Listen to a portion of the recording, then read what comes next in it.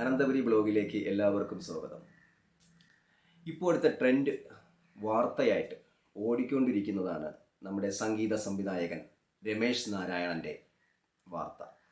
മാധ്യമങ്ങളും ചാനലുകളും യൂട്യൂബ് ചാനലുകളുമൊക്കെ വലിയ രീതിയിൽ ട്രോൾ ചെയ്തുകൊണ്ടിരിക്കുന്ന ഒരു വാർത്തയാണ്. അപ്പം ഞാനും കണ്ടു ഈ വീഡിയോ കണ്ടപ്പോൾ എനിക്കും നിങ്ങളോട് ഇതിനെപ്പറ്റി രണ്ട് അഭിപ്രായം പറയണമെന്ന് തോന്നിയിട്ടാണ് ഞാൻ നിങ്ങളുടെ മുന്നിലേക്ക് വന്നത്. നമ്മുടെ എല്ലാവർക്കും ഇഷ്ടമുള്ള നല്ലൊരു നായകനാണ് അല്ലേ ആസിഫ് അലി. നല്ലൊരു നായകൻ തന്നെയാണ് ആസിഫ് അലി. എല്ലാവർക്കും പ്രേക്ഷകരുടെ മനസ്സിലൊക്കെ ഇടം പിടിച്ച ഒരാളാണ് ആസിഫ് അലി. നല്ല അഭിനേതാവാണ്. ഞാൻ ഇഷ്ടപ്പെടുന്ന ഒരാളാണ്. അപ്പം ഞാൻ ഈ രണ്ടുപേരെയും ചേർത്ത് നിങ്ങളുടെ മുന്നിൽ ആരെയും ചെറുതാക്കാനോ ആരെയും വലുതാക്കാനോ ഒന്നുമല്ല ഞാൻ നിങ്ങളുടെ മുന്നിൽ എത്തുന്നത്. ഞാൻ ആ വീഡിയോ കണ്ടപ്പോൾ എനിക്ക് നിങ്ങളോട് രണ്ട് വാക്ക് പറയണമെന്ന് തോന്നിയിട്ടാണ് ഞാൻ നിങ്ങളുടെ മുന്നിലേക്ക് വന്നത്. പ്രശ്നമെന്ന് പറയുമ്പോൾ ആസിഫ് അലി സമ്മാനിച്ച പുരസ്കാരം സംഗീത സംവിധായകൻ രമേശ് നാരായണൻ സാറ് തള്ളിക്കളഞ്ഞു എന്നുള്ളതാണ്, അല്ലെങ്കിൽ അത് നിരസിച്ചു എന്നുള്ളതാണ് ഇവിടുത്തെ പ്രശ്നം അല്ലേ, ഇവിടുത്തെ ചർച്ച. ഇതിന് ഞാൻ മറുപടി പറയുന്നതിന് മുമ്പ് എൻ്റെ ഒരു അഭിപ്രായം ഉണ്ടല്ലോ, എല്ലാവരും അഭിപ്രായമാണ് പറഞ്ഞുകൊണ്ടിരിക്കുന്നത്. ഇതിന് ഞാൻ നിങ്ങളോട് മറുപടി പറയുന്നതിന് മുമ്പ് നമുക്കാദ്യം ആസിഫ് അലി രമേശ് നാരായണനെ പുരസ്കാരം കൊടുക്കുന്ന ആ വീഡിയോ ആദ്യം നമുക്കൊന്ന് കാണാം. നിങ്ങൾ ഈ വീഡിയോ ഇങ്ങനെ കണ്ടിന്യൂ ആയിട്ട് കണ്ടുകൊണ്ടിരിക്കുകയാണെങ്കിലും എൻ്റെ ഒരു സംശയം തീർക്കാൻ വേണ്ടിയാണ് ഞാൻ ഈ വീഡിയോ നിങ്ങൾ ആദ്യം കാണിക്കുന്നത്. കണ്ടിട്ട് നമുക്ക് അടുത്തിലേക്ക് കടന്നു പോകാം.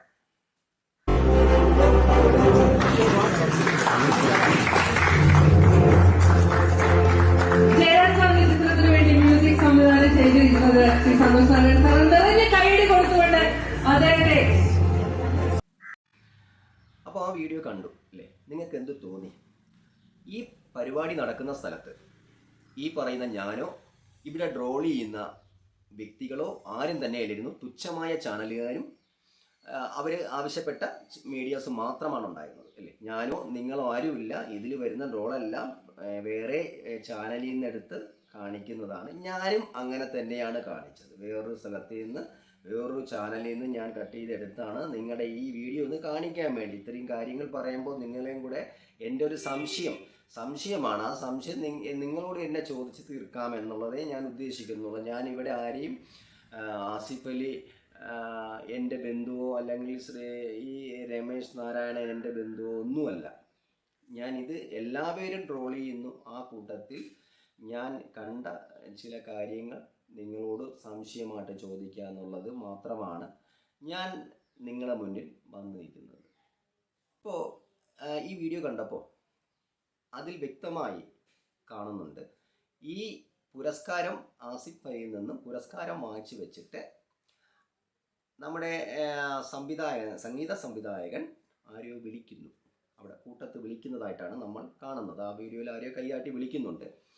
അദ്ദേഹം എന്താണ് പറയുന്നതെന്ന് ഇവിടെ ഉണ്ടായിരുന്ന ചാനലുകാരും ആ വോയിസ് പുറത്തു വിട്ടിട്ടില്ല. അങ്ങനെ പുറത്തുവിടാൻ വേണ്ടി ഒന്നും തന്നെ ഇല്ല എന്നുള്ളതാണ്. അദ്ദേഹം വിളിക്കുകയാണ്, അവിടെ രണ്ട് ഭാഗത്തും കൈയാണിച്ച് വിളിക്കുകയാണ്.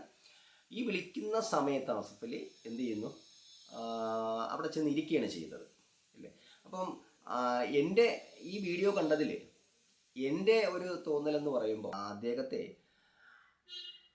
അപമാനിതനാക്കാനോ ഒന്നും അദ്ദേഹം മനസ്സിൽ വെച്ചിരുന്നില്ല എന്നുള്ളതാണ്. മനസ്സിലില്ലായിരുന്നു.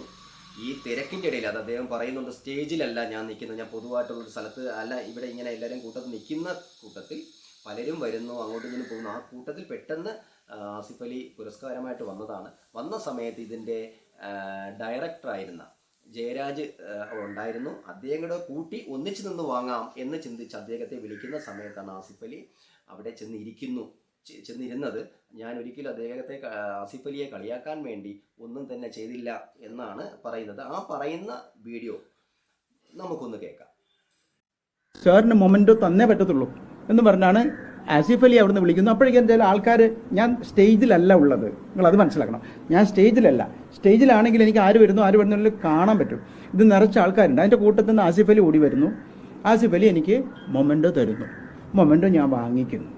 അപ്പോൾ എൻ്റെ ഒരു ആഗ്രഹം വെച്ചാൽ ജയരാജ് ഇരിക്കുന്നുണ്ട്, ഇതിൻ്റെ ഒരു ഡയറക്ടറും കൂടെ നിൽക്കുന്നത് നല്ലതല്ലെന്ന് വെച്ചാൽ അദ്ദേഹത്തെ വിളിക്കുന്നത്. അപ്പോൾ അദ്ദേഹത്തെ വിളിച്ച സമയത്ത് ആസിഫ് അലി വിളിക്കുന്ന സമയത്ത് ആസിഫ് അലി ഇത് തന്നിട്ട് ഡിസപ്പിയർ ആയി അവിടെ തന്നിട്ട് ആസിഫ് അലിക്ക് തോന്നി കാണും ചിലപ്പോൾ ആസിഫ് അലി ഞാൻ മൈൻഡ് ചെയ്തില്ല. അപ്പോൾ എൻ്റെ ആഗ്രഹം മനസ്സിലുള്ളത് ജയരാജും കൂടെ വരട്ടെ, അപ്പോൾ രണ്ടുപേരും വന്നിട്ട് പിന്നെ ആസിഫ് അലിയുമായിട്ട് നമുക്ക് മിങ്കിൾ ചെയ്യാന്നുള്ള കേട്ടല്ലോ അല്ലേ?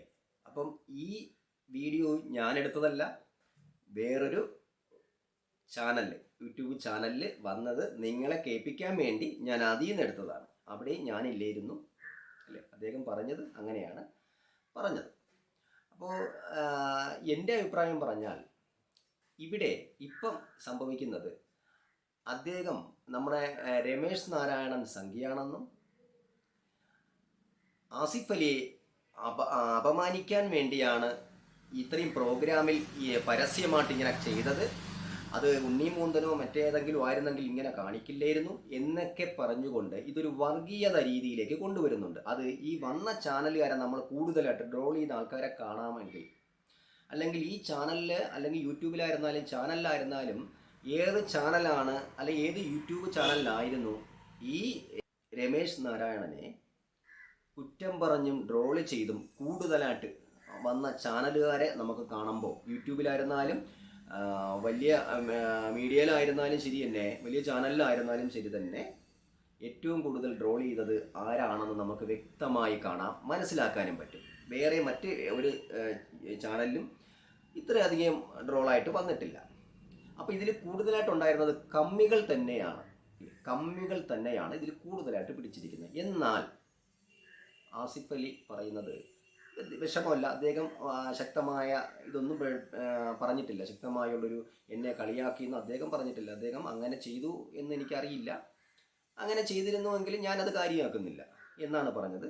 അപ്പോൾ പിന്നെ നമ്മുടെ സംഗീത സംവിധായകനും അത് പറഞ്ഞിട്ടുണ്ട്. എന്താണ് അദ്ദേഹം പിന്നെ തെറ്റ് കാണിച്ചുവെങ്കിൽ, തെറ്റായിട്ട് നിങ്ങൾക്ക് തോന്നിയെങ്കിൽ അത് ഞാൻ മാപ്പും ചോദിക്കുകയാണ് നിങ്ങളുടെ മുന്നിൽ.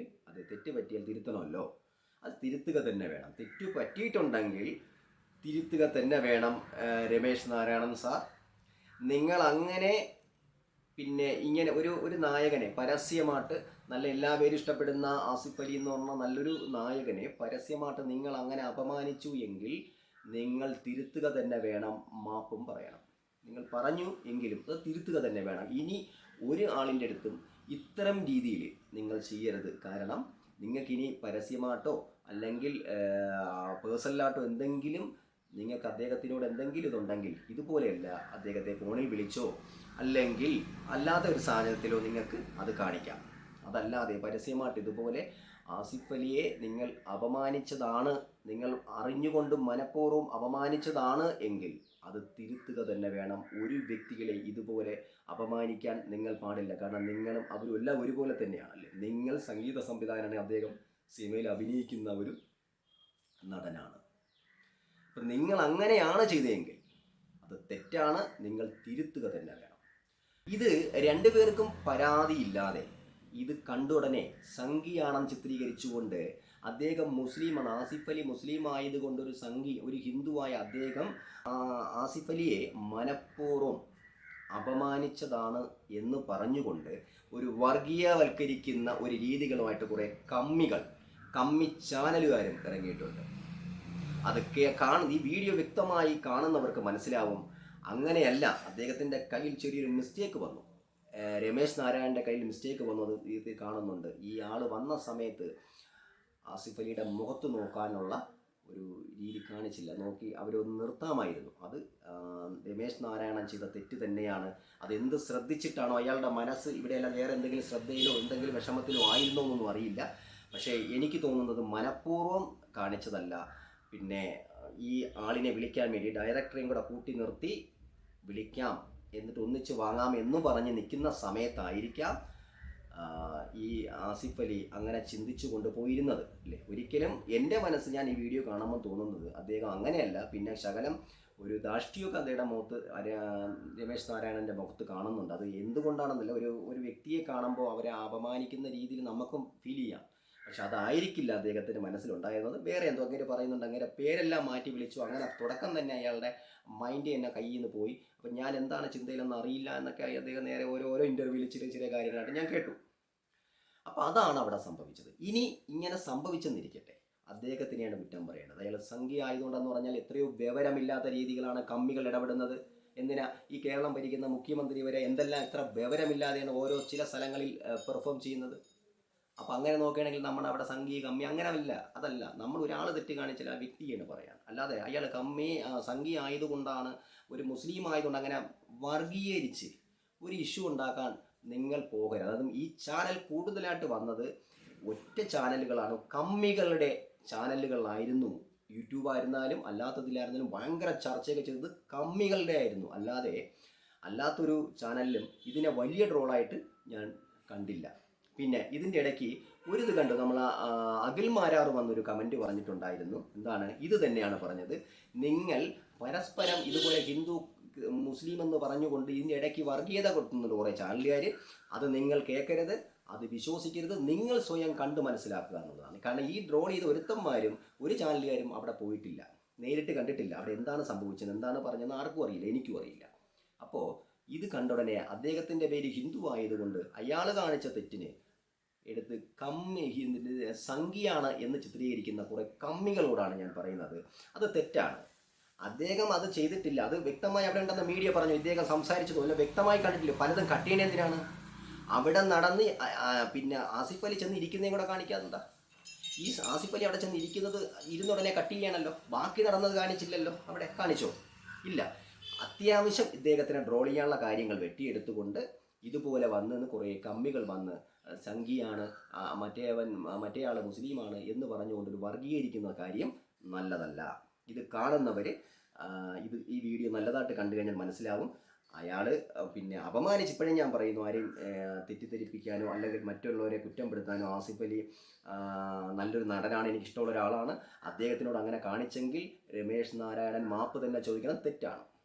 പക്ഷെ അദ്ദേഹം പറയുന്ന ഇതിൽ ആ വീഡിയോയിലും അങ്ങനെ ഒരാളെ വിളിക്കുന്നതായിട്ട് നമ്മളും കാണുന്നുണ്ട് അല്ലേ. അപ്പോൾ ഇതാണ് ഇവിടെ സംഭവിച്ചത്. വ്യക്തമായ ആർക്കും അറിയില്ല, അവിടെ ഉണ്ടാരൊക്കെ അറിയാം. ഈ ഉണ്ടായിരുന്നവരെ വ്യക്തമായ വിഷ്വൽ പുറത്തു വിട്ടിട്ടുമില്ല. ഇതുപോലെ കട്ട് ചെയ്തെടുത്ത കുറച്ച് ഭാഗങ്ങൾ മാത്രം കമ്മികൾ എടുത്തിട്ട് ഡ്രോൾ ചെയ്യുകയാണ് അല്ലേ. അപ്പം തെറ്റ് പറ്റിയിട്ടുണ്ടെങ്കിൽ ക്ഷമയും ചോദിച്ചിട്ടുണ്ടല്ലോ. ഇടയ്ക്ക് 2-3 വീഡിയോ ചാനലിൽ വന്നിരുന്ന് പറഞ്ഞ കേട്ടു, ഞാൻ അങ്ങനെ ആസിഫ് എനിക്ക് വിഷമം തോന്നിയെങ്കിൽ സോറി ക്ഷമ ചോദിക്കുന്നു എന്നും പറഞ്ഞു അല്ലേ. എനിക്ക് എൻ്റെ സംശയമാണ് ഞാൻ നിങ്ങളോട് പറഞ്ഞത്. എനിക്കിങ്ങനെ ഇത്രയും 2 കാര്യം പറയണമെന്നുണ്ടായിരുന്നു, അതാണ് പറഞ്ഞത്. എൻ്റെ വീഡിയോസ് ഇഷ്ടമായാൽ സബ്സ്ക്രൈബ് ചെയ്യാനും ലൈക്കും നിങ്ങളുടെ കമൻറ്റും രേഖപ്പെടുത്തുക. നന്ദി, നമസ്കാരം.